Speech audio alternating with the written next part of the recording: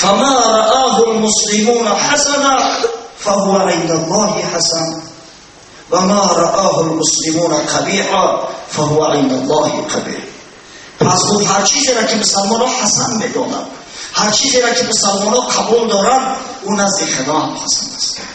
هر چیزی را که مسلمان ها تردید دارند نسبتش، انکارش میکنند، قبولش ندارند، نزد خدا هم قبیح است.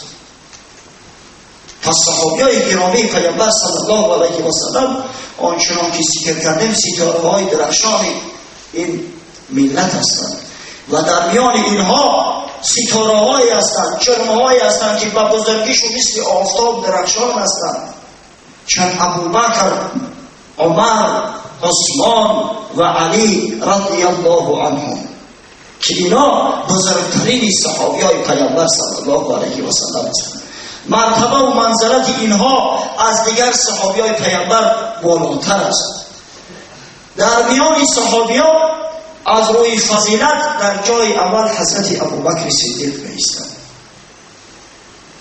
و قول علمای اهل سنت و الجماعه فاضل ترین شخص بعد محمد صلی الله علیه و سلم ابوبکر صدیق رضی الله عنه است.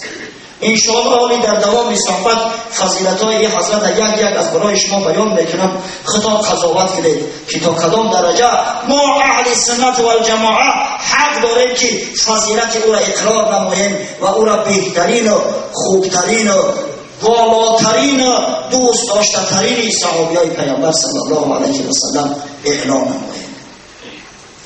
حضرت ابوبکر صدیق خصلت‌های دارد، خداوند با او فضیلت‌های بخشیده که با دیگر صحابیان عطا نفرمود. در ابتدا اجمالاً بعضی از فضیلت‌هاش بیان میکنیم، بعد وقتی که تعریفش میایم ان شاءالله درباره این فضیلت‌ها مفصلاً استفاده میگذاریم. اولا حضرت ابوبکر با دوستی پیامبر صلی الله علیه و سلم قبل از بعثت با سعادت آن حضرت مشرف داشته است. در ایام جوانی حضرت ابوبکر با رسول الله صلی الله علیه و سلم دوست بود. انما یعرف ذا الفضل من الناس ذبوه. بزرگ میفرماید که این است جزی نیست که صاحب فضیلتان را از میان مردم صاحب فضیلتان میشناسند. خداوند که ابوبکر صدیق را فضیلت داده بود، عقل داده بود، آداب عالی داده بود، وقتی که در سیمای محمد صلی الله علیه و سلم هنوز قبل از بعثتش امانت هم میدید، جوانمردی را میدید، حقگویی و صدق میدید، دوست داشتن مردم مظلوم میدید، دوست داشتن کتلکار را میدید. هنوز قبل از پیغمبریش با او دوستی و رفاقت اختیار کرده بوده، از صمیم قلب را دوست می‌داشته، احترام می‌کرد، همیشه داشته. ثانیاً حضرت ابوبکر از میان مردان بالغ آزاد اول شخص است که دین مبین اسلام را از پیامبر صلی الله علیه و سلم قبول فرمود. واقعاً قبل از حضرت مادرمان بیبی خدیجه رضی الله عنها، دختران حضرت صلی الله علیه و سلم، حضرت علی کرم الله وجهه، زید ابن حارثه اسلام قبول کرده بودند. اما از میان رجال مردان بالغ آزاد اول شخصی که اسلام قبول فرمود حضرت ابوبکر است که وقتی با پیامبر امر شد از جانب خداوند و انذر عشیرتک اقربین و انذر عشیرتک اقربین، و حضرت رسول الله صلی الله علیه و سلم حضرت وقتی که با ابوبکر مراجعه فرمود، ابوبکر هم در کلمه شهادت به زبان مفتخر به اسلام داشت. سوماً ابوبکر صدیق اول شخص است که با تبلیغ دین مبین اسلام و اجازه رسول الله صلی الله علیه و سلم پرداخت. قبل از اسلام ابوبکر اسلام فقط در اهل بیت رسول الله صلی الله علیه و سلم منحصر بود. کسی از غیر اهل بیت اسلام قبول نکرده بود. از زمانی که حضرت ابوبکر اسلام قبول کرد و تبلیغ شروع کرد، در اندک مدت فاضلترین جوانمردترین اشراف قریش و اسلام دعوت کرد و مشرف به اسلام گردانید. از میان اشخاصی که حضرت ابوبکر سببدار آن شد که اونها دین مبین اسلام قبول سازند میتوان حضرت عثمان ابن عفان، عبدالرحمن ابن عوف، زبیر ابن عوام، طلحه ابن عبیدالله، سعد ابن ابی وقاص، ابو عبیده ابن جراح، سعید ابن زید، فاطمه بنت خطاب و دیگران نام بود که با شرافت دعوت حضرت ابوبکر اونا اسلام قبول کردن و اکثر ایشان در همه عشره مبشره داخل هستند. اما 10 نفری که در حال حیاتشان پیغمبر صلی الله علیه و سلم به ایشان بشارت جنت داده بود. نهایت حضرت ابوبکر در تاریخ یگانه شخص است که مشرف گشت و پیامبر صلی الله علیه و سلم همراه هجرت کرد. ولی انشاءالله در طول صحبت مفصلا بیان میکنیم. و حضرت یاری غار پیغمبر بود. در غار ثور وقتی که اینا از دست مشرکای قریش پناه برده بودند، حضرت ابوبکر در پهلوی رسول الله صلی الله علیه و سلم بود. دیگر این که حضرت ابوبکر یگانه شخص است که تمام مسلمانان او را یا خلیفت رسول گفته مراجعت میکردند. حضرت عمر، حضرت عثمان، حضرت علی رضی الله عنهم با نام امیرالمؤمنین معروف بودند، با تخلص امیرالمؤمنین مردم به اونا امیرالمؤمنین گفته مراجعت میکردند. اما به حضرت ابوبکر یا خلیفه میگفتند، یا خلیفه رسول الله. این عنوانی حضرت ابوبکر است که خداوند او را مشرف گردانید. دیگر هم که حضرت ابوبکر صدیق یگانه شخص است در اسلام که 4 پشتش مشرف به صحبت رسول الله صلی الله علیه و سلم داشته. 4 پشتش. پدرش مسلمان شده بود، مصاحب یکی از صحابیای پیغمبر محسوب میشد، ابو قحافه. خودی حضرت مسلمان بود. فرزنداش، پسراش و هم دختراش و نبیرهاش صحابیای پیغمبر صلی الله علیه و سلم هستند. چی نبیرهای پسری و چی نبیرهای دختریش. در اسلام غیر حضرت ابوبکر کسی نیست که 4 پشتش صحابی پیغمبر صلی الله علیه و سلم باشد. همه خدمتگارای اسلام باشد. و نهایت حضرت ابوبکر یگانه شخص است در طول تاریخ بشر که یک پیامبر مرسل و آن همچین پیامبر مثل محمد صلی الله علیه و سلم از قفاش نباز مانده است. غیر ابوبکر در تاریخ هیچ مرد را خدا خلق نکرده است که یک نفر پیامبر از قفای او اقتدا کننده نماز. واقعا بسیار یک شرف بزرگ است. انشاءالله ولی در موضوع خودش بیاید و صحبت بکنیم. قول امام ترمذی، قول امام بیهقی را که با ثبوت رسانیدیم اقتدا کردن رسول الله صلی الله علیه و سلم را با ابوبکر رضی الله عنه در نماز. این بود چند از فضیلت‌های صاحب رسول الله صلی الله علیه و سلم خلیفه رسول ابوبکر صدیق رضی الله عنه که به طریق فشرده از برای شما بیان کردیم. اکنون بیاید یک نظر و تاریخی که بزرگوار اندازیم که کیست چی کسی است، چی نام دارد، کی تولد شد، همراه پیامبر صلی الله علیه و سلم در اسلام چگونه قدم زد.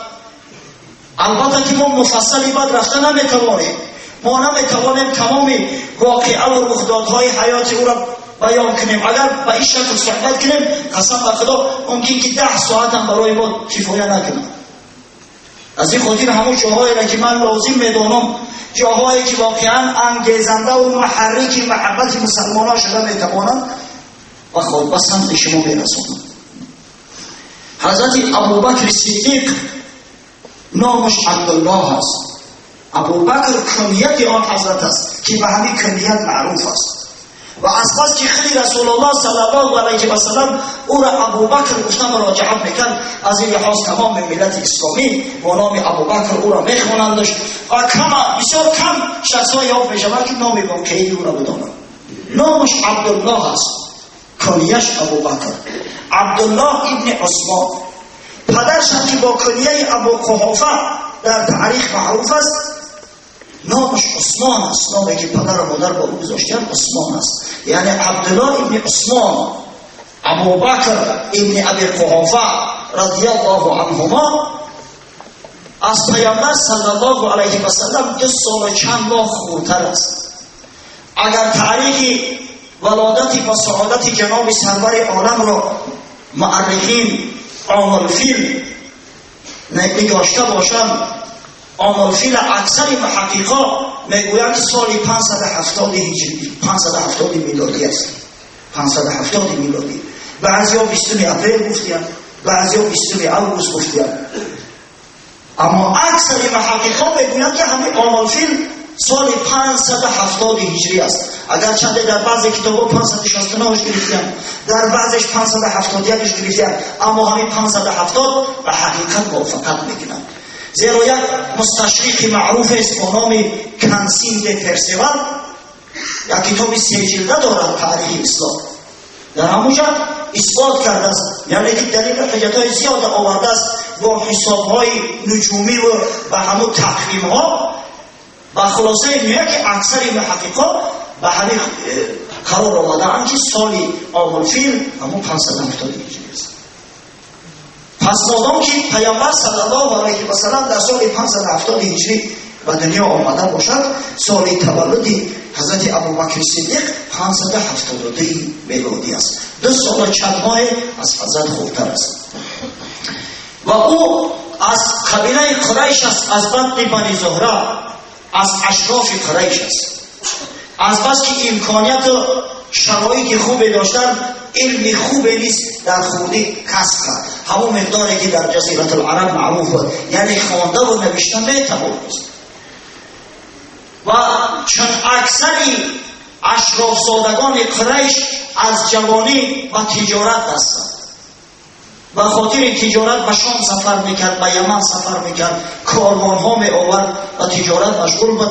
و در اندک مدت، یعنی تا همون زمانی که پیامبر صلی الله علیه و سلم و پیامبری مبعوث گشت، در کتب تاریخ آمده است که 40,000 درهم جمع آوری نموده بود.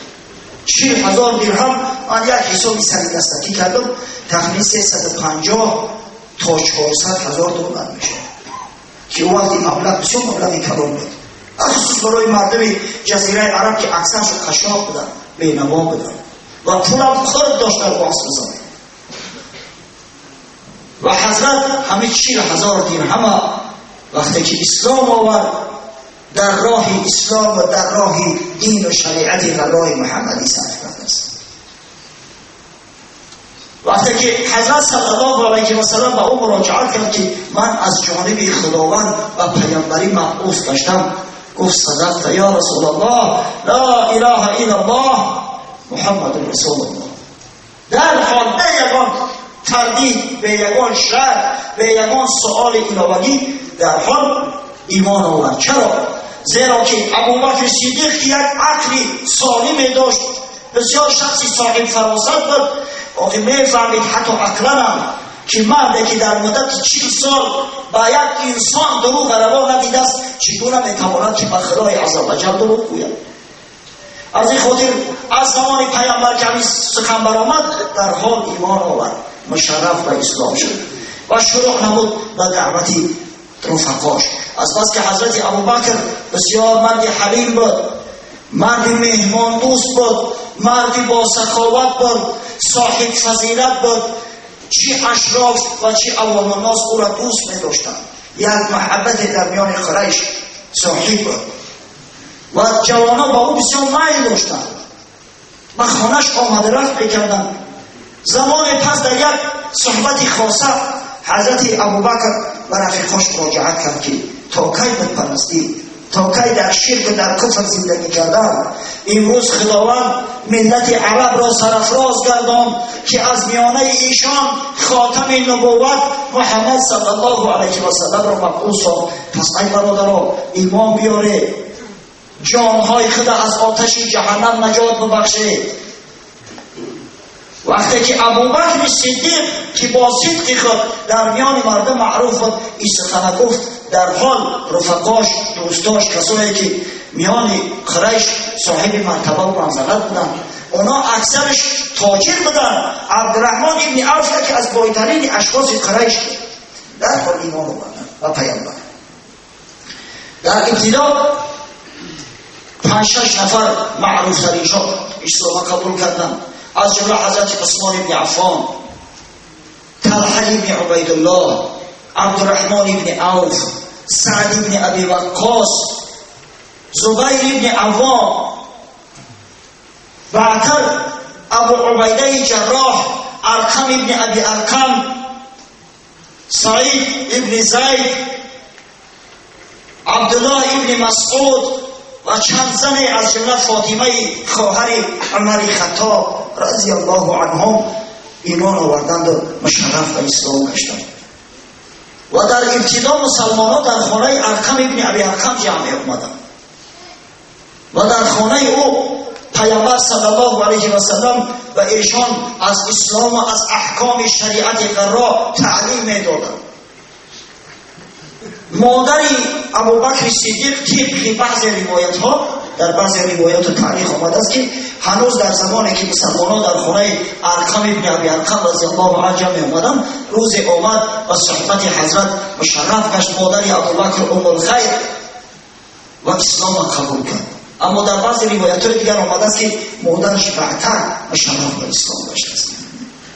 القصه حضرت ابوبکر این مرد حلیم، این مرد صادق از زمانی که اسلام آورده است قسم به خدا تا آخران رمق حیاتش همیشه صادق بود در اسلام. در لحظه ای که در قلب صحابیای پیغمبر بعضا شیطان زلزله می انداخت، شک تردید وارد میکرد، ابوبکر صدیق اونا را به سکینه دعوت میکرد، اونا را آرام میکرد، تزکیه‌شو میبخشید. اما این مرد واقعا تا آخر حیات جوانمرد بود، جوانمرد ماند و همچون جوانمرد و صحابی گرامی و فاضل‌ترین پیامبر صلی الله علیه و سلم دنیا را ترک کرد. هر ملتی که چنین جوانمردا دارن انشاءالله هرگز خوار نمیشوند. هر پیامبری که مثل ابوبکر صدیق و رفقای او صحابیا داره انشاءالله شریعتش همیشه مالی است، همیشه پاپرجا است.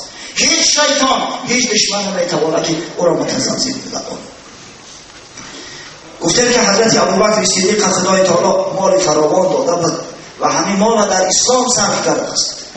از جمله چندین غلام‌هایی را که دین اسلام قبول کرده بودند و به سبب دین حق، قول حق، خواجگان به مروت ایشان آنها را زجر عذاب میکردند، با پول ابوبکر خریده شده و آزاد گشتند. قصه حضرت بلال شما بسیار شنیده، بابای ایشان مفصلا دیره نقل کرده است در فیتوهاش است. انشاءالله حالی اگر پیش خود مقصد گذاشته ایم که وقتی که درباره تاریخ اسلام گپ زنیم، تاریخ حضرت بلال هم یک صحبت خاصه و الوهیده بشود. از این لحاظ در اینجا درباره آزاد شدن حضرت بلال و طریقه اسلام آوردنش من صحبت نمیکنم. صحبت ما حضرت ابوبکر است. وقتی که موضوع حضرت بلال در رسیده و انشاءالله مفصلا دیگر صحبت میکنیم. در اینجا مجملا بیان میکنیم که حضرت بلال عامر ابن فحیره را چندین کنیزکار را از جمله لبینه را، حتی یک کنیزه که عمر ابن خطاب رضی الله عنه را در زمانی که هنوز اسلام نآورده بود و حضرت ابوبکر با پول خود خرید آزادشان کرد. حضرت رسول الله صلی الله علیه و سلم باری در صحبت نشسته بود، گفت ما نفعنی مال قط ما نفعنی مال ابی بکر. گفت قسم به خدا از هیچ مال دنیا من اونقدر منفعت حاصل نکردم آنچنانی که از مال ابوبکر صدیق رضی الله عنه. حضرت پاروش نشسته که بریان شد، بسیار حلیم بود، قلبش به درجه معنوس بود به پیغمبر و اسلام که در اندک لحظه گریه میکرد. گریان شد، گفت یا رسول الله فداک ابی و امی اینما انا و مالی لک. یا رسول الله گفت پدر و مادرم فدای تو شوند، من مالی من متعلق به تو است، هر نوعی که میخواهی ما استفاده بود. حضرت ابوبکر همیشه در وقتی که پیامبر صلی الله علیه و سلم زجر و عذاب‌ها میکشید یک پهلوش خواهی به استوار بود. حالتهای میشه که حضرت زجر میکردن، ابوبکر میرفت در همون دعوا و جنجال ارالش میشد، این نتکوب میخورد. در تاریخ آمده است بار حضرت نماز میخوند. قصه زجر قریش من برای شما مفصلا چندین بار صحبت کردم، گمان میکنم که احتیاج ندارد. اگر چند که هر قدر در برای زجر پیغمبر عذاب و جفاهایی که از مشرکان دیده است ما با مردم زیادتر صحبت کنیم، انشاءالله تخم محبت در قلب مردم بیشتر شکوفا میگردد. هر کسی را زیر خدای تعالی عقل فراست داده است، این عذاب و زجرهای پیغمبر شد اگر خداوند او را عقل داده باشد ایمان دادن شد پیش نظرش بیارد و این پیغمبر خیانت نمیکنه. بار حضرت نماز میخوان، بدبختا آمدن از قفا، پیرهنش از قفا کشیدن که یاخش در گریبانش بس شد، قریب که گلوگیرش میکردن، میخواستن که بکشنش. تو همه حد حضرت بد میدیدن نسبت که نفرت داشتن. ابوبکر گریان آمد خیچک کشتن، گفت این چی کار است شما میکنی ای پیغمبرتا، ای ناجوان مردا، اتقتلون رجلا ان یقول ربی الله، مگر شما مردی را که میگم پروردگار من الله تعالی است و خاطری همین سخن حقش میکشه؟ آیا با شما چی جور ظلم کرده است؟ چرا برای یک سخن حق که پروردگار من الله تعالی است شما میخواهی او را قتل کنید؟ به حل حضرت ابوبکر لطکوبش کردن، لعنت خدا بر دشمنای خدا بر عتبه ابن ربیعه، حتی لگت به شده در روش آنچنان کف که دیگر بینیش بر اخسارهاش همش جویه شد. از روش رفت از بعد و عذابهای آوردنش خانه. در خانه وقتی که هوشش به سرش زد پرسید که پیامبر صلی الله علیه و سلم چه حال داره؟ گفتن خوب است، احوالی تو بدتر است. گفت نه من میخوام ببینیمش. گفتم آخه تو با یه حال چه خارج میشه بشیناری کمی تبابت بگیر بعد ایشالا با میره پیشم و محمد صلی الله علیه و سلم. گفت قسم به خدا تا اینکه نبینمش بچه‌شون که آرام است، بی‌درد بیرنج است، طعام نمیخواد. دیگه بیچاره مادرش در تشویش قلبی همراهی زن صالحه با نام ام جمیل، این او زن ابولهب ملعون نیست، این دیگر زن است. شبانه نزد پیامبر آمدن گفتن یا محمد علیه الصلاة و السلام به خانه ما تشریف بیار که این پسر من گفت از خوردن آشامیدن ماند است، خودش قدرت آمدن نزد تو ندارد، میگوید تا اینکه رسول الله صلی الله علیه و سلم را نبینم طعام نمیخورم. حضرت شبانه آمدن نزد ابوبکر تا اینکه او را دیده تسکین گرفت. در بعض روایت ها از جمله ابوالحسن ندوی رحمه الله میفرماید که ام الخیر مادر ابوبکر در همیشه ایمان آورد به پیامبر صلی الله علیه و سلم. گفتن که بعضی‌ها گفتن که در خانه ارقم ابن ابی ارقم ایمان آورده بود مادرش، اما بعضی‌ها میگویند که در همه حالت در همه وضعیت اسلام قبول فرمود. پس همیشه یار و مددگار رسول الله صلی الله علیه و سلم ابوبکر صدیق بود. تمام زجر عذاب‌ها را همراهش تحمل میکرد. چندین مدت سفری شد تا اینکه آخر الامر پروردگار اسلام توسط انصاری های یثرب قوت بخشید. یک آفتاب امید آرزوها با تجلی شروع کرد از جانب یثرب و پیامبر صلی الله علیه و سلم و صحابیای خود سفارش داد که به یثرب سفر کنند، هجرت کنند. گفت داری مشرکان را ترک کنید امروز شما و یثرب سفر کنید. اونجا برادرای انصار منتظر ما هستند. انشاءالله با کمک ایشان یک دولت اسلامی را تحریزی و پایه‌گذاری میکنیم و انشاءالله اسلام از یثرب به تمام عالم منتشر میکنیم. صحابیان یک دو و گروه و جانب مدینه منوره رهسپار گشتند. حضرت ابوبکر نیز چند بار آمد پیش پیامبر صلی الله علیه و سلم که یا رسول الله اجازه هست که ما هم جانب یثرب رویم. اما حضرت هر بار منعش میکرد. در تاریخ آمده است میفرمود یا ابابکر لا تعجل لعل الله ان یجعل لك رفیقا. ای ابوبکر عجله نکن، سراسیمه نشو. شاید که خدای تعالی از برای یک رفیق انتخاب کند، همراه رفیق 2 نفر بی غم اندوه عازم مدینه منوره گردید. و تاریخ اثبات نمود که رفیق ابوبکر کی است. عاقبت الامر در ماه ذوالقعده در تاریخ آمده است که در 27 ماه ذوالقعده شب رسول الله صلی الله علیه و سلم خدمت به خانه ابوبکر آمد. تاریخ را مفصلا بیان میکند که چی سبب شد که پیامبر شتاب کرد از برای به مدینه منوره رفتن. قریشی‌ها روز در دارالندوه جمع شدند در مکانی که مشورت میکردند سرورای قریش.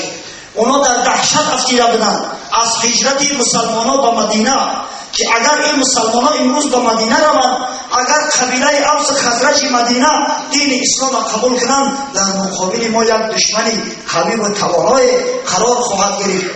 از این خاطر با مشورت شروع کردن که چیکار کنیم تا اینکه همین نگذاریم اینا را که یک دولت مستحکم سازند و به مقابل ما یورش نمایند. چندین نفران نشستند در تاریخ ها همون صحبت مفصلا آورده شده است. زیرا بعضی همون شخصایی که در اون مجلس شرکت داشتن خدای تعالی اونا را به اسلام مشرف گرداند. عاقبت الامر شخص با نام ابوالبختری از اما اشراف قریش گفت بیایید زنجیر پیچش کنیم محمد صلی الله علیه و سلم و حبس خانگیش کنیم. نگذاریمش گفت که از همه جا خارج شود. انشاءالله وقتی رفیقاش دیدن که پیامبر به سراغشون میآید آهسته آهسته زندگی براشون تنگ میشود در مدینه منوره. و خصوص که اونجا تاجرای یهود هستند، اونا چشم دیدن ندارن این مسلمانان را، نمیگذارن شد. آهسته آهسته با مجبور میشوند کفا میآیند. در میانی اونا یک شیخ نجدی از نجد بود شرکت داشت، در تاریخ ها آمده است. و اکثر محققان و مفسران میگن که شیطان در خلقت یک شیخ در مجلس شرکت میکرد. چه معرفی کرده بود که من از نجد هستم، از ولایت نجد هستم. اما او بدبخت شیطان گفت نه قسم به خدا این مصلحت ابوالبختری مصلحت درست نیست. شما اگر این را محکم میکنه دوستا و رفقاش مدینه را بر ضد شما بر میانگیزند. میگذارند این جوان مردای شهرهای خدا که حبیب خدا را شما زنجیر پیش کنین اونا در مدینه منوره استراحت کنند. نه، تمام این جزیره را بر ضد و بر میانگیزند. آخرالامر میان کمربند تو نمیشکنند، حبیب خدا را آزاد میکنند. این مصلحتی تو نشد. یک نفر دیگرش قایم شد، پس بیایی گفت بزنه میرانیمش پیشش بگیریم. برای هر کی جای میره و جانی ما هم خلاص، نه دعوا و جنجالش در کلای ما میمونه، نه ما با او کانترل میشویم. باز همون شیطان در که لباس شیخ نجدی را پوشیده بود گفت که نه این مصلحتی نمیشه. او وقتی که با دست خود را آزاد میکنه و رهاش میکنه، هر نوعی که دلش میخواهد بر ضد تو مبارزه میکنه. شما حق نداره او را امروز آزاد کنید. امروز که او در دست شما گرفتار است، باید از فرصت استفاده کنید. نهایت دشمن سرسخت‌ترین خدا و رسول خدا ابو جهل مذموم خواهیم شد. گفت برادر من یک مشورت دارم، یک مصلحت دارم. بیاید از هر یک بطن قریش یک کسی را انتخاب کنیم، در دستش شمشیر را بتیم، 10 نفر انتخاب بکنیم از 10 بطن و همه یک جایه به جان محمد میتازند، همه به او ضربه میزنند. اگر یک نفر باشه که مثلا بنی هاشم از اون قصاص میگیرن را زنده نمیکنن.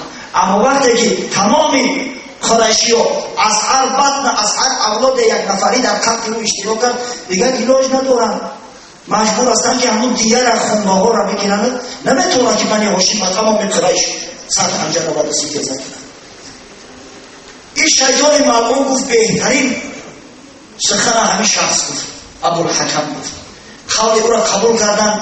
10 نفر حتی انتخاب نمودند. در میان اون 10 نفر همین بدبختی ابوجهل و عتبه ابن ربیعه و برادر شیبه ملعون و عقبه ابن ابی معیط سرسخت‌ترین دشمنای پیامبر خدا بودند و مقصد گذاشتن که شبانه به خانه حضرت هجوم میکنیم و او را قتل میکنیم. و همین شب همون 27 ماه ذوالقعده بود. حضرت شبانه آهسته از خانه خارج شد. خدای تعالی چشماش مکور کرد. در بعضی روایات آمده است که حضرت یک مشتاق از زمین برداشت و بالاشون افشان و حدی کور شدن که از پهلوش گذشت ندیدندش. در جای خودش علی ابن ابی طالب رضی الله عنه خوابانید. یک بردی سبزی داشت بالاش پوشاند. گفت نترس، خدای تعالی همراهی توست، به جان تو کسی آسیب رسانده نمیتواند.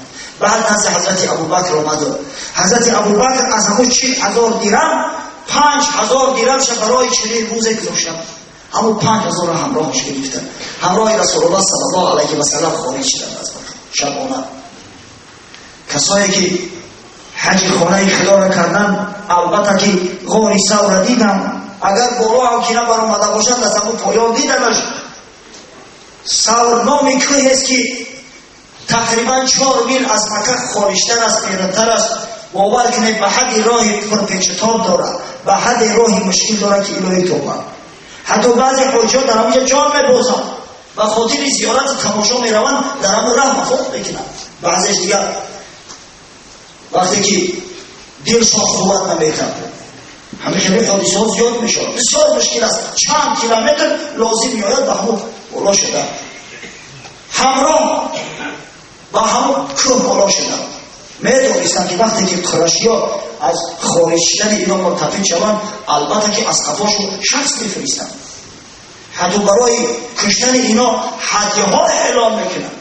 این عام‌ها به مردم اعلام میکنند.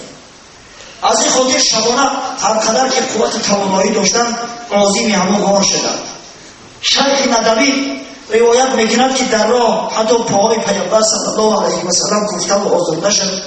حضرت ابوبکر با وجود آنکه نحیف بود، کم‌گوشت بود، در پشتوانش گرفت حضرت چند مقدار پیاده بودش. آمدن عاقبت الامر به همون جایی که با نام غار ثور معروف است همونجا رسیدن. گفت یا رسول الله ذره درمی توقف که من که داخل شما ببینم. در آمد تفتیش کرد، هموار کرد غار. در قصه آمده است مثلا مصنف رحیق مختوم شیخ مبارک‌پوری روایت میکند که 3 سوراخی دید حضرت ابوبکر. یک پره ایزا شدرانی یک سوراخش محکم کرد و بعد از او 2 سوراخی دیگر به کفای پاش محکم کرد که مبادا یگان گزنده از اونجا خارج نشود. بعد از او گفت یا رسول الله داخل شود. حضرت که مانده شده بود در آمد سرش در بالای زانوی یاری غار خود گذاشته خواب کرد. در همین لحظه امام رزین روایت میکند همین حدیث با اسناد، البته در اسنادش یک ضعفی اندکی هست. اکثر همین روایات تاریخی در اسنادش اندک ضعف دارد. روایت میکند در مشکات شریف هم همین حدیث آمده است که چیز پای ابوبکر صدیق گزید. از شدت درد اشک در چشماش حلقه میزد، اما صداش نبرآورد که مبادا پیامبر صلی الله علیه و سلم خوابش ناراحت نشود. اشکاش در روی مبارک حضرت چکید. سرش برداشت گفت چی شد یا ابوبکر؟ گفت یا رسول الله چیز پا گزید. حضرت آب دهنش گرفت، کف پای رسول الله حضرت ابوبکر و همون کف پاش و آب دهانش مالی تا اینکه خدای تعالی اندک درد او را تسکین داشت. این افسانه نیست برادران. امام رزین این را به اسناد روایت کرده است. همین قصه غار و گزیده شدن پای حضرت ابوبکر. بعضی مصنفان نقل میکنند متاسفانه امروز بعضی جوانای ابله ما و دعوا میکنند که شما افسانه نقل میکنید. این افسانه نیست. این قصه های تاریخ پیامبر ما و شما هستند. قصه غار و رفاقت حضرت ابوبکر صدیق در غار با رسول الله صلی الله علیه و سلم در قرآن عظیم شأن آمده است.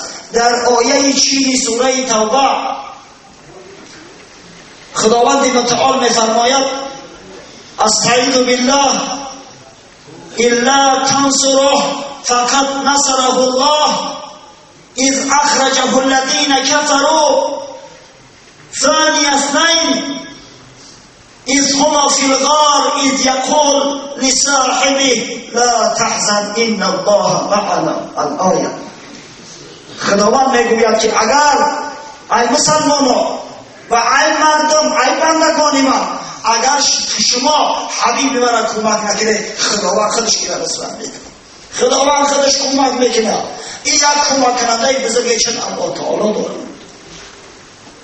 و بعد از اون قصه همین غار کرد که وقتی که مشرکای بدبخت او را خارج کردن از مکه، یعنی با سبب زجر و تعدی مشرکا حضرت از مکه خارج شد. ثانی اثنین بود. دویم نفری همون شخصی بود که در غار بود و حضرت ابوبکر صدیق رفیق شما در اونجا تسکین میبخشید. لا تحزن یا ابوبکر، ای دوستی من تو محزون نشو، این الله معنا، خداوند همراه ماست، چرا تو محزون میشی؟ خداوند پشت پناه ماست، نگاه بینی ما وشت میکنه. تمام مفسرین کرام از اهل سنت و الجماعه و در معروفترین و مشهورترین کتب اهل تشیع نیز کسی خلاف ندارد که همون دویم شخصی که در غار بود، یعنی که رفیق پیامبر صلی الله علیه و سلم ابوبکر صدیق است. چند از تفسیرهای معروف اهل تشیع من نظر کردم، از جمله تفسیر المیزان طباطبایی را، تفسیر امثال و دیگران را، در همش آمد از کسی خلاف نداره در این مسئله. ببینید این شخص حضرت ابوبکر صدیق فضیلت دیگرش در این است که خدای تعالی او را توصیف میکنه در قرآن، یار صاحب پیامبر خود صلی الله علیه و سلم میکنه. چنین شخصی بزرگی بود. همت او گشت ملت را چو ابر، ثانی اسلام و غار و بدر قبر. حضرت علامه اقبال لاهوری میفرماید که همت این مردی بزرگ، همت این جوان مرد همچون یک ابر بود که برای ملت اسلام رحمت بارانی. این شخص ثانی اسلام است، ثانی غار است، ثانی بدر است که در علیش در بدر در پهلوی پیامبر صلی الله علیه و سلم و ثانی قبر است که در پهلوی پیامبر صلی الله علیه و سلم در خاک گذاشته شده است. چنین جوان مرد است حضرت ابوبکر صدیق. مدت 3 روز جمعه، شنبه، یک شنبه در همون غار سکونت کردند، زیرا قریش وقتی که سحر حتی همون شبانه وقتی که میخواستن پیامبر را به قتل رسانن آمدن، وقتی بستر را برداشتن دیدن که حضرت علی که خود بداری به بلوغت نرسیده بود خواب است. از پیامبر سوالش کردن، گفت نمیدونم.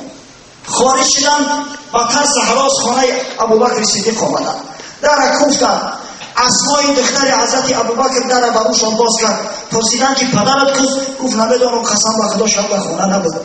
ابو جهل ملعون لعنت خدا بر او یک مشت به زن فرو کرد. این دشمنای خدا نامردن، جوان مردی ندارن. یک دختره که همه دار شوهر نکرده بود، یک مشت بروش فرو کرد. بعد از او انعام اعلام کردن 100 شتر ماده برای هر یک نفرش، خواه زنده و خواه مرده. گفتن کسی همین دو کس میاره برای هر یک نفرش 100 شتر انعام میگیرن. بعد شروع کردن از قفاشو با جستجو. بالای همون که همبر آمدن، خدای تعالی از بس که چشماش مکور کرده بود از بالای غار گذاشتن. حتی حضرت ابوبکر به تهلوکت آتید گفت یا رسول الله یا را ببین، اگر یک نفرش همین خدماش نظر اندازد ما او را میبینم.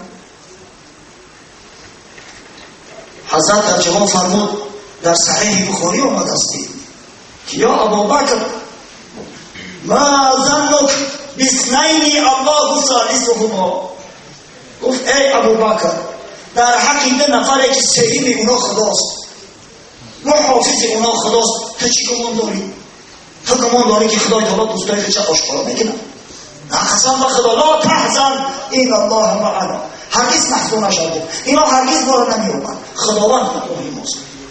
بعد 3 روز، در همین مدت 3 روز یکی از همون غلامای مسلمان که در عذاب و مشقت گرفتار بود، عامر ابن فحیره رضی الله عنه و حضرت ابوبکر او را آزاد کرده بود و این به خاطر شیر و پشم گوسفندای ابوبکر، یعنی در عوض همه اجره گوسفندای حضرت ابوبکر نگهبانی میکرد، شبانه گوسفندا را به نزد همون غار میراند تا اینکه از شیر گوسفندا استعمال کنند.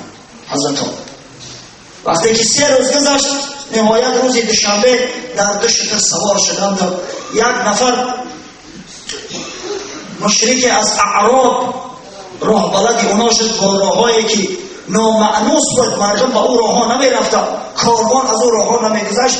حضرت همراه ابوبکر صدیق به مدینه منوره ساق سالم آورد رساند. در این بین قصه های عجیب و غریب گذشته است. یک مرد با نام سراقه ابن جعشم که پیگیر بود، از شیرگیرای عرب بود، وقتی شدید درباره این انعام گفت قسم به خدا پیداشون میکنم، لااقل 1 نفرش پیدا میکنم. و از خفاشو ایزی پا را گرفته آمد آخر الامر به حد نزدیک شد که شناخت شد. اسب دوام خدمت خدای تعالی اسبش پیشپا خود از بالای اسب ما در زمین زد. شخصی که در بالای اسب کلان شده است. این اعرابی بادیه همه از خودی همه از سوار رو در بالای اسب هستن. در تعجب کن که در راهی باز چی نمیشه که من از اسب پرتیدم. بار دیگه باز سوار شد. اسب تازون با همه اسب لغشید حالتی در زمین. بار سیوم پاهای اسبش در زمین فرو رفت و این پرتختش از بالا اومد در ته زد. فهمید که اینجا چی سینی هست، از همه دور صدا کرد، گفت قسم به خدا از من خوف نبرید، من در جان شما آسیب نمیرسونم، فقط من میخواهم که شما اثبات کنید که من شما را دیدم. مثلا یک وثیقه بنویسید که من به شما رسیدم، شما را دیدم. حضرت نزدیکش اومد گفت یا سراقه، زمان میشود که تو لباسای کسرا پادشاه ایران در تن میگیری. این در تعجب زد که ما کجا و کسرای پادشاه ایران کجا. یک آدم بگم که زمان میشود که تو جای پرزیدنت امریکا بوشا میگیری یا تاجیکا بگم قبول میکنم. یک عرب بیره که مشهور از کسی نمیشناسش، پیامبر اونا بشارت داده که زمان میشود که تاجی مکلل مرصع اطلاعی کسرای نوشیروان در بالای سنی تو گذاشته میشه. باورشم نآمد. قدرت خدای تعالی وقتی که یزدگرد سه فرار کرد از پایتختش، مدائن وقتی که به تصرف مسلمانان در اومد، دیگه ایترسی جان یزدگرد لباساش هم خدیش نگرفته بود، تاجش و لباسای فاخرش در همون بالای تختش گذاشته شد دیگر. و سعد ابن ابی وقاص اونا را به نزد حضرت عمر فرستاد، حضرت و سراقه را پیدا کرد. از مکه سراقه ابن جعشم آوردن، موسیقی چیدن و آورد تاج در سرش گذاشت، همون لباس فاخره پادشاهی عجبی را پوشاند. گفت یا سراقه، اگه باورت آمد، دیدی که ما پیروی چی بزرگواری را میکردیم، دیدی که شما یک زمان با چی بزرگواری دشمنی میکردیم. سراقه گریان شد. این یکی از معجزه‌های رسول الله صلی الله علیه و سلم است که آشکار میشه. و به همین طریق همیشه این دو یاریغار رسول الله صلی الله علیه و سلم همراه با دوست عزیزش حضرت ابوبکر صدیق و مدینه منوره رسیدند. انشاءالله صحبت به طول کشید، در همیشه سخن خود به پایان میرسانیم. یک نظم انشاءالله از براتون قرائت بکنیم و بعد باقی مانده صحبت رو به هفته آینده انشاءالله این صحبت ها مفصل هستند. وقتی که به شما قصه تاریخی اسلام صحابیای پیامبر صلی الله علیه و سلم کرده میشود، همچنان که فیلم تماشا میکنید برادرای عزیز، شما هم تأثیرات خودتون، تخیلات خودتون به کار بندازید. باور کنید قسم به خدا شخصایی که محبت واقعی به اسلام دارن وقتی یک قصه را بشنوند خودشون در بین همون واقعیت تصور میکنن. همون چقابی که از چشم انسان میریزد در همین صورت میریزد. تصور میکنن که این چه عذاب و مشقت‌های پیامبر متحقق داشته است که امروز ما صاحب عقیده راسخ گشتیم، صاحب این دینی بزرگ گشتیم، صاحب این شریعتی غرا گشتیم که امروز تمام دنیا به ما حسد میبرد. امروز از سایه مسلمان، از لا اله الا الله گفتن مسلمان، دنیا همه در تشویش است. علامه اقبال لاهوری یک نظم دارد در وصف ابوبکر صدیق رضی الله عنه، می‌فرماید من شب صدیق را دیدم به خواب، گرز خاک راه او چیدم به خواب. یک شب میگوید حضرت ابوبکر صدیق در خواب دیدم، گرز خاک راه او چیدم به خواب. در حال با خدمتش مقصد شتافتم و پای دوستی شتافتم. آن امن الناس بر مولای ما، آن کریم اول سینای ما.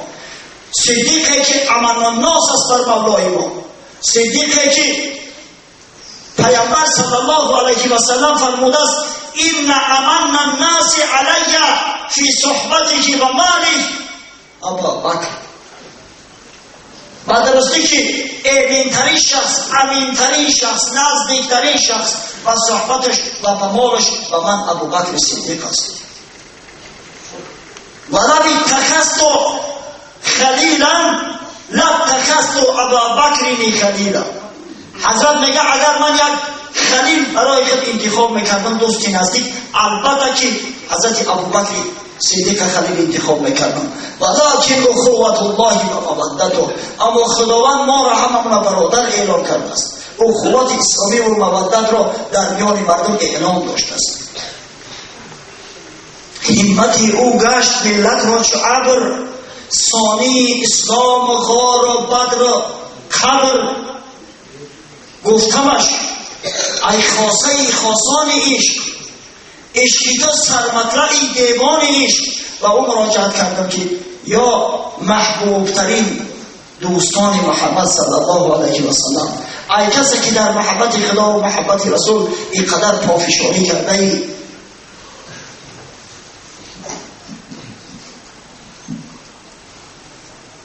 گفتمش ای خاصه خاصان عشق، عشق تو سرمطلعی دیوان عشق.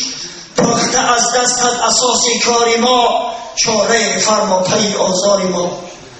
و او مراجعت کردم که تو با وجود آن که جسمت نحیف بود، با وجود آن که 30 سالت به جای رسیده بود، با وجود آن که به سبب همون زهری که همون مار در غاری ثور به تو زده بود، تمام حیات عذاب کشیدی و درد رنج کشیدی و عاقبت الامر و سبب همو از دنیا گذشتی.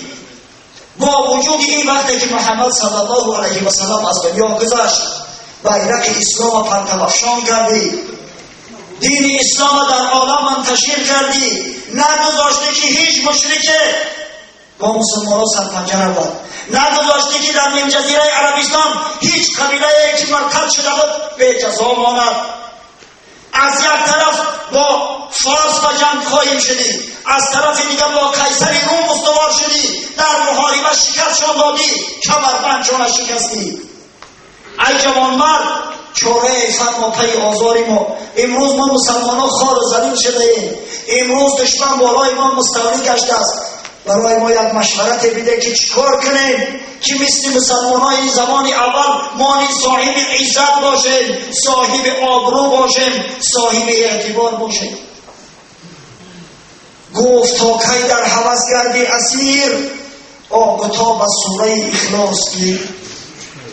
گفت سبب ضعف شما آن است که شما اسیر هوا و هوس دنیا شده. آخه برای شما همین سوره اخلاص کفایه است. شما از سوره اخلاص، از قل هو الله احد باید آبتاب بگیره. این که در 100 سینه پیچد یک نفس، سیر از اسرار توحید است. یک نفس لا اله الا الله در 100 سینه پیچید و این لا اله الا الله دنیا را متزلزل گردان و این لا اله الا الله چشم مردم را بینا کرد. مگر همین سیر توحید الهی نیست؟ شما از لا اله الا الله دور مانده، شما پریشان و پراکنده شده، شما بدبختان مسلمان را تکفیر کرده ایستاده است. شما در آسیا به دشمن آب ریخته ایستاده، شما به ناموسای به وجدان و امر خواجه های اون طرف اقیانوس مسلمانای برادر خود را حکم مکف میکنید. بعضی مسلمانان در مسجد فتنه می‌انگیزه. از کجا شما صاحب آبرو و عزت شوید؟ آن که نامت را مسلمان کرده است از دری سوی یکی آورده است. ای بدبخت، او خدایی که ترا مسلمان کرده است همه تا به وحدت دعوت کرده است. انما المؤمنون اخوه گفته است. مسلمان برادر مسلمان است. خویشتن را ترک افغان خوانده ای. وای بر تو آنچه بودی مانده ای، اما تو بدبخت هنوزم ترک هستی و افغان هستی و عجمی و ایرانی هستی. چه جای ترک افغان؟ هنوزم تو بدبخت به کلابی و به قرنی و به خاک و به بلاها تقسیمی. مگر خدای تعالی تو چنین مأمور کرده است؟ مگر محمد صلی الله علیه و سلم نبود که تمام مسلمانان را همه را در زیر یک بیرق متحد ساخت؟ مگر حضرت صلی الله علیه و سلم نبود که فرمود لا فضل عربی علی عجمی الا بتقوا؟ عربی بر عجمی هیچ فضیلت نداره مگر به تقوا. ترا چی بلاد رسید است امروز که اسلام عزیزت پهن پراکنده میکنی؟ ترا چی بلاد رسید است امروز که تو خدا پرستی را به محل پرستی تبدیل داده ای؟ این اسلام یک بحری بزرگ است، پر تلاطم است. اگر تو میخواهی خدمت خدا و خدمت دین مبین اسلامش کنی، تو نهر یعنی بحر باش. او تو بدبخت در یک سیستم عجیب آب میگیری و به همه قشلاق محلات همه بریم دعوای ایمانداری و اسلامداری میکنی. اسلام اون نیست. اسلام این بحر است. با بحر یک شد. خویشتن را ترک افغان خوانده ای. وای بر تو آنچه بودی مانده ای. ای که تو رسوای نام افتاده ای، از درخت خویش خام افتاده ای. صد ملت از ملت انگیختی، بر حریم خود شبیخون ریختی. از یک ملت 100 ملت کردی تو بدبخت. تو حریم خود حرام کردی، حریم خود برای مردم آشکار کردی. او حریم مقدسترین جای انسان است. تو بدبخت، تو بر کمک دشمنان خواهیم شده امروز. از منبر رسول الله صلی الله علیه و سلم اعلام میکنم هر کسی که ادعا میکنه که برای ما را یهودی از شیعی دیگه بالاتر است، قسم به خدا کافر است. شیعی که کفرش ثابت نشده است، کسی ادعا میکنه که همه یهودی صهیونیست با شیعی برابر است یا که از شیعی افضل است، اون کافر است. یا ایها الذین آمنوا لا تتخذوا اليهود والنصارى اولیاء بعضهم اولیاء بعض. ای مسلمانان، شما یهود و نصرانی را به خود رفیق گرفته و بر ضد مسلمانان خود مبارزه نبرید. ای بدبختا، اونا با هم دیگر رفیق هستند. فمن یتوله منکم فانه منهم. هر کسی از شما با اونا دوستی را اختیار بکنه از همونا است، از جمله همونا است. امروز چه احوالا میبینید؟ امروز مسلمانان را بدل نگیر تقسیم کردن دشمنان و هم جنگ نظام میدوزن، از دور از ثمرش استفاده میبرن. یک گروه 100 بچه ها را در اینجا کش انداختیم، تمامی اهل تشیع حکم و کفر میکنن. یک گروه 100 بچه های دیگر را در اونجا در اروپا امروز یک شبکه تلویزیونی با پول صهیونیستان ساخته شده است با نام سلام. هر کسی پرونیست که انتظار داره بدونه یک تیوی سلام است که لعنت خدا بر اینا 24 ساعت در یک شبانه روز بالای اهل سنت و جماعت کنده و ملومت بریزن و تنبت میکنن. اونا کیا هستن؟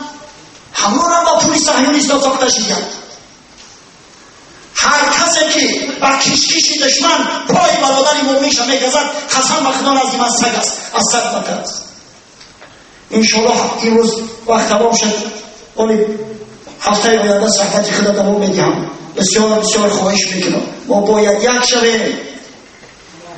شب توحید را مشهود کن، غایبش را از عمل موجود کن. از حجاز چین ایران ما، شبنم یک صبح خندان ما، خواب در سر تو از کجای نباشه. ما مسلمان ما اولاد خلیل، از ابیکم گیرگر خواهی دلیل. ما از نعمتهای او اخوان شده، یک زبان و یک دل و یک جان شده. مثال آوردن کتاب‌های بعض شخص‌های مجهوله که کسی اونا را نمی‌شناسد مگر در علم شما. روتان سیاکی شما عالم از و کتاب میخونه، شما کتاب‌های معتبر را بخونید، کتاب‌هایی را که اهل تشیع او را قبول دارند. واقعا کسی که سخن کفر از زبانش می‌بره نزد ما کافر است، نزد ما اهل تشیع هم کافر است. هر کسی که ازواج مطهره پیامبر صلی الله علیه و سلم طعنه از اینا میزند او کافر است، نزد اونها هم کافر است. ان شاء الله این موضوع مسئله را با مفصل‌تر صحبت خواهیم کرد. متاسفانه وقتی ما با آخر رسید در آخر دعا میکنیم که خداوند ملت اسلام را بیدار و هوشیار گرداند، پروردگار نگذارد که دشمنان اسلام توسط صد بچگان خویش مسلمانان را به هم شورانند.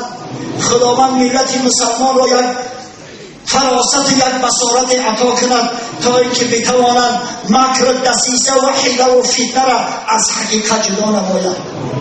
خداوند ما و شما را زبانان را گویا گرداند که همیشه دعاگو باشیم، آنچنانه که پیامبر صلی الله علیه و سلم نزد خداوند دعا میکرد اللهم ارنی حقیقت الاشیاء کما هی. پروردگار حقیقت اشیاء را آنچنان که نزد تو محقق است، آشکار است، همچنین به ما نمایان کن. همچنین خداوند حقیقت اشیاء را به ما و شما آشکار سازد. پروردگار مسلمانای تمام عالم متحد سازد تا اینکه در زیر کلمه لا اله الا الله محمد رسول الله قلبای همه به تپش بیاید. خداوند این محلگرایی و این ملتگرایی را که امروز متاسفانه جامعه ما به این بیماری گرفتار شده است از میان ما برچیند و برکند. پروردگار دشمنای اسلام خار بگرداند. خداوند اسلام عزیز پیروز سازد برحمتک یا ارحم الراحمین. از به امامتی او اما اگر چنین ضرورت نباشد بسیار جلجان نکنید سر امامت، بسیار دعوا نکنید، زیرا که باور کنید مسئولیتش به حد بزرگ است که قسم زیاد از صحابیای پیغمبر از امامتی کردن میگریختند، خوف داشتند. یمانت بکن و اناسی به امامیشید. همین وعید خدای تعالی، همین سخنی که حضرت خداوندی در قرآن گفته است برای همه ما باید نمونه عبرت باشد. روزی که دعوت بکنیم هر گروهی را همراه امام شد. امام پیش خم از صفا سوال و جواب همه اون نمازها در ذمه امام است. الامام ضامن، امام ضامن نماز خم است. این مسئله را اقتباس کنیم کنید. و یک گروه دیگری از برادران خواهش دعا دارند. بعضی از برادران مسلمان نیت سفر خارجه را دارند، به خصوص به ملک روسیه. دعا میکنیم که خداوند سفرشون را به خطر گرداند، پروردگار یک برکت نصرت به اونا عطا کند که دست خالی به خانه برنگردند، بلکه نفقه اهل بیت خویش را فراموش ننموده خود یا به دست رفقای خود بفرستند. یک گروه دیگر از جوانان هستند که امتحان دارند در مکتب، زمان امتحان سر شده است. دعا میکنیم که خداوند ایشون را موفق بگرداند، پروردگار به اونا علم با عمل نصیب و موجب بیند. بالله من الشيطان الرجيم بسم الله الرحمن الرحيم الحمد لله الواحد الأحد الفرد الصمد الذي لم يلد ولم يولد ولم يكن له كفوا أحد. الصلاة والسلام على من يسمى في السماء بأحمد وفي الأرض بأبي القاسم مصطفى محمد صلى الله عليه وسلم وعلى آله وأصحابه وأزواجه وذريته إلى الأبد. السلام عليكم برادران أهل اسلام. در ابتدا روز شریف آدینه را که ببینید با روزی که شب آن شب معراج پیامبر صلی الله علیه و سلم است توأم آمده است، از برای جمیع شما تبریک و تحیت میگویم و از درگاه خداوند متعال تمنای آن را دارم که خداوند همیشه شما را سربلند نگه دارد. پروردگار خیر دنیا و آخرت را نصیب و روحی شما گرداند. پروردگار در خاندانتان برکت زیاد نازل سازد و خداوند این راهی را که ما و شما اختیار کرده ایم راه صراط المستقیم در همین راه همیشه ما و شما را پایدار و استوار نگه دارد. آمین. واقعا روز جمعه بزرگترین روزهاست. روز جمعه روزی سعادت و خوشبختی مسلمانان است. هر کسی که مسلمان واقعی است از برای او روز جمعه بهترین روز هاست. در این روز باید که نسبت دیگر روزها طاعت عبادت خدا را بیشتر سازیم. در این روز باید به پیامبر صلی الله علیه و سلم بیشتر و زیادتر صلوات فرستیم. انشاءالله این مایه خوشبختی ما در دنیا و سبب نجات ما فردا روز قیامت خواهد گشت. عن اوس بن اوس قال رسول الله صلی الله علیه و سلم إن من أفضل أيامكم يوم الجمعة فيه خلق آدم عليه السلام وفيه قبض به وفيه النفخة وفيه الصعقة فأكثروا علي من الصلاة فيه فإن صلاتكم معروضة علي. اوس بن اوس صحابی پیامبر صلی الله علیه و سلم روایت می‌فرمایند که روز حضرت رسالت پناه صلی الله علیه و سلم برای ما یک پند داد و فرمود در ضمن پند خویش و درسته که بهترین روزهای شما ای مسلمانان روزهای جمعه است، زیرا در این روز پدر شما آدم علیه السلام از جانب پروردگار آفریده شد و در همین روز روح او قبض کرده شد. امروز روز است که در قیامت در همین روز جمعه قایم می شود و روز جمعه روز است که خدای تعالی تمام بندگان خویش را به حشر می‌گرداند.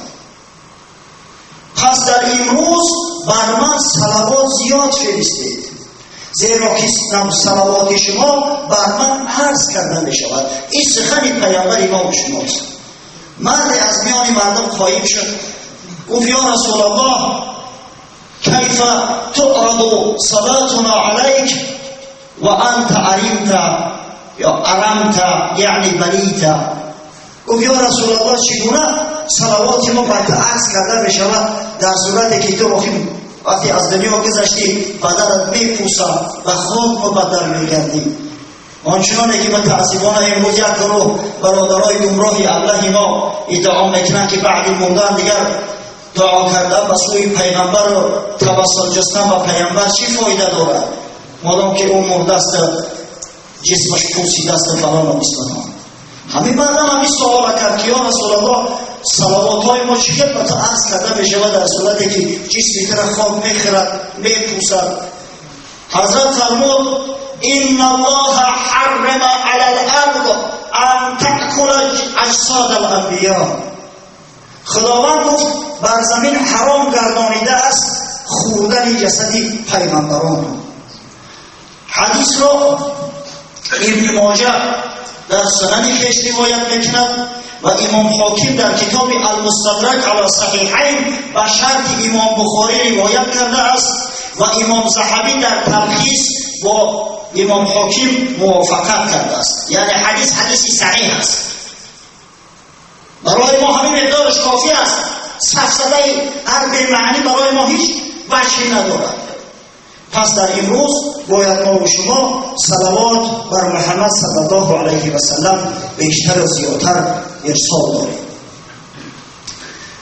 ما 3 جمعه درباره فضیلت‌های حضرت ابوبکر با شما صحبت کردیم و عاقبت الامر به هفته گذشته که هفته 3 بود شروع کردیم و غزوه‌ها و لشکرکشی‌های مسلمانان در زیر سرپرستی و حکمرانی حضرت ابوبکر و جای رسیدیم یادتان باشد که اگرچند که وضعیت بسیار متشنج بود، شدید بود، زیرا که تمام جزیره العرب و پاک بسته بود، بعضیان مرتد شدن بعد امام قبول کردنشان، بعضی‌های دیگر که اصلا منافق بودن بر دروغ خود مسلمان میگفتن باز به همون کفر و نفاق خود برگشتن بعضی‌های دیگر اگرچند که ایمان‌های خویش را حفظ کرده بودند اما نمی‌خواستند که زکات و مرکز اسلامی و حکومت مرکزی تسلیم فرمایند.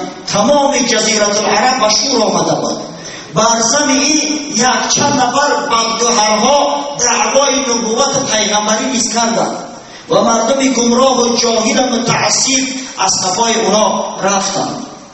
در چنین یک حالت و وضعیتی که واقعا پرآشوب بود، اول عملی که حضرت ابوبکر صدیق رضی الله عنه انجام داد فرموده پیامبر محبوب اسلام صلی الله علیه و سلم که همون لشکری را که پیامبر صلی الله علیه و سلم قبل از وفات خود مجهز ساخته بود و سروری لشکر را به اسامه ابن زید پسر زید ابن حارثه رضی الله عنهما سپاریده بود.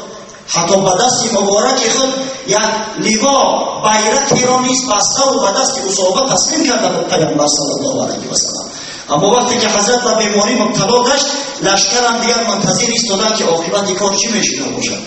اول اقدامی که ابوبکر صدیق خدای رحمت مغفرتش کنه انجام داد فرستادن همین لشکر به سوی روم. اگر چند که صحابه آمدن التماس زیاد کردن که یا خلیفه رسول امروز ما حق نداریم که مدینه را به سپاه مانیم، زیرا خطر آن است که دشمنان از دور و نزدیک با هم جمع آمده به مدینه منوره میتازند، شاید که مسلمانان را از دم شمشیر بزنند. مقصد اینا ناپاک است. چگونه ما رزمندگان خدا قوت اساسی خدا و خارج مدینه میفرستیم؟ اما حضرت در کار خود قایم و استوار بود. سوگند یاد کرد والله ما رددت جیشا جهزه رسول الله صلی الله علیه و سلم ولا حللت لواء عقده رسول الله صلی الله علیه و سلم بیده. قسم به خدا بود لشکری را که پیامبر خود مجهز ساخته است من او را دیگه پراکنده نمیکنم و اون بیرقی را که پیامبر به دست مبارک خود بسته و در دست اسامه ابن زید تسلیم کرد من دیگه اون را باز نمیکنم و لشکر فرستاد.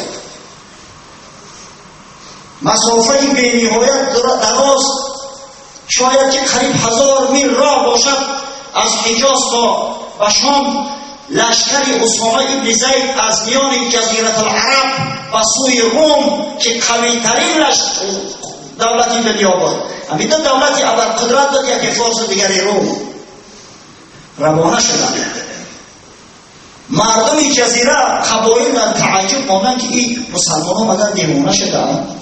جای آن که به محافظت خود کوشند، جای آن که شهر خود مستحکم سازند، اینها با وجود آن که تمام جزیره العرب تمام قبایل غیر 3 موضع غیر مدینه مکه و طائف به مقابل اینا برخواستند باز با روم میخواهند جنگ کنند. با استیراد نگاه میکردند که عاقبت کار چه میشود. گفتند شاید ابوبکر قوهای زیادتر دارد، شاید کسی به مددش آمده باشد که اینقدر مغرورانه اعتناع به قبایل دشمن نکرده از میان سینه جزیره العرب چون شیران مست عازم روم هستند. ببینه حضرت ابوبکر خدای تعالی که الهامش داده بود و یک عمل 2 نشان رساند که اولا فرموده پیامبر خدا را انجام داد، ثانیا تمام قبایل در دلشون وقت و ترس داخل کرد که از این معلوم میگردد مسلمانان قوی میدیند مادام که چنین یک لشکری را به سوی روم سفر برمیکنند. اسامه با لشکری که داخل روم شد و در یک مبارزه با لشکری که قوت آنها شماره آنها از مسلمانان قریب به چند زیاد بود غالب آمد. باری اول در تاریخ لشکر روم شکست داد و پس گشت. فیروزمندانه در بالای اسب زید ابن حارثه در بالای اسب پدرش سوار قصاص پدرش از رومیا ستانیده با یک خوشبختی برگشتند و آمدند. واقعا خوشبختی مسلمانان حد و کنار نداشت زیرا این آرزوی پیغمبر بود. حضرت خود میخواست که همون قصاص مته را از رومیها ستاند.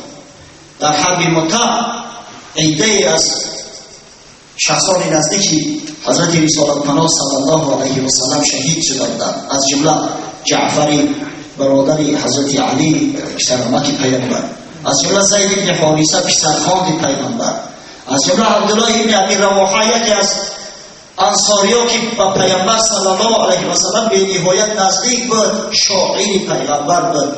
اینا به شهادت رسیده بودند با شماره زیادی دیگری از مسلمانان. و چون لشکر اسامه به مدینه برگشت، ابوبکر صدیق رضی الله عنه در حال لشکر مسلمانان را هر کسی که کارشایان بود، هر کسی که در دست تیغ گرفته میتوانست به 11 گروه تقسیم کرد. 11 شخص را فرمانده تعیین کرد. به دست هر یک با دستای مبارک خود بیرق بسته و تسلیم نمود. لشکر البته که در داخل شهر جمع کردنش مشکل است. همون لشکرها را در نزدیکی مدینه، در حوالی مدینه جمع میکردند. ابوبکر صدیق رضی الله عنه خودش میرفت وقتی که لشکر را گسیل میکرد و به سرفرمانده تأکیدهای میکرد، چنان تأکیدهای میکرد که تا به امروز دیپلماتیای هر یک خشون و هر یک مملکت تشکیل میکنند. برای او عصر زمان این سخنهای نو بود، زیرا مردم چنین سخنهایی را نشنیدند. تأکید میکرد که اولا از غضب خدا اندیشه کنید. این لشکرهایی که در زیر تصرف ایتا هستند، اینا برادرای دینی ایتا هستند، خدمتگارای تو نیستند. این جوان مردا کسایی هستند که با تو پهلو به پهلو ایستاده با دشمنان اسلام، با دشمنان خدا و رسول خدا جنگ میکنند. پس احترام اونها را به جا بیار، مبادا که یکان ظلم تعدی از تو واقع نشود. دیگر این که وقتی که از جانب دشمن هر کسی نباشد، خواه اهل کتاب باشد، خواه از کفار باشد، از مشرکین باشد، فرستادگان به نزد تو آمدن، احترام اونها را به جا بیار، زیرا اونها نماینده هستند. آزار نده اونها را، با اونا خودت مذاکره کن، نگذار که با لشکری تو هم صحبت شود. شاید این فتنه‌گرای ما فتنه را برپا کنند. شخصا فرمانده امر کرد که شخصا خودت قبول میکنی و فرستاده‌ها را با اونا صحبت میکنی و خودت گسیلشون میکنی که از میان لشکر برآمده روند، تا اینکه تحقیق نکنند که خشونی تو از چی مقدار عبارت است، چی فضیلت‌ها دارد، چی کمبودی‌ها دارد. و دیگر اینکه فرمود که همیشه شبانه روزی تو باید در اطراف خشونت قرار داشته باشی، پاسبان داشته باشی. و بینه چی سخنهای حکمت آمیز در عسکری که خدمت میکرده، برای هر یک بوده همون تو ساعت همون قراوی معین شده بوده. اما حضرت ابوبکر گفت در اول شب ساعتاشون در راستر گذار، زیرا در اول شب شخص فشار است داری. اما وقتی که شب از نیست او طرف بشود، پاسبانا را تیز عوض کن، زیرا خواب شو بگیرد. در قسمت آخر شب شخص البته که خواب زیر میکند پخش میکند. و فرمود هر کسی را، هر پاسبانی را دیدی که در همون موضع خود، در جای پاسبانی خود در خواب است، در میان مردم یک گوشمال بیده، نه با اون مقدار که دیگر تماما دماغش بسوزه و از جنگ مونه، بلکه یک گوشمال بیده که برای دیگران نمونه عبرت شود.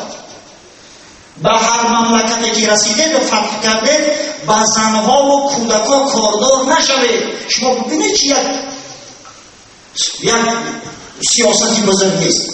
در او عصر زمان تمام زنها و کودکان همه را غلام می‌گرفتند. چی سخنهای بزرگی از زبانش جاری شد. پند اندرزی به نهایت زیاده و فرماندهان خود داد و اونا را روانه کرد به جنگ. گفتیم که در جزیره عرب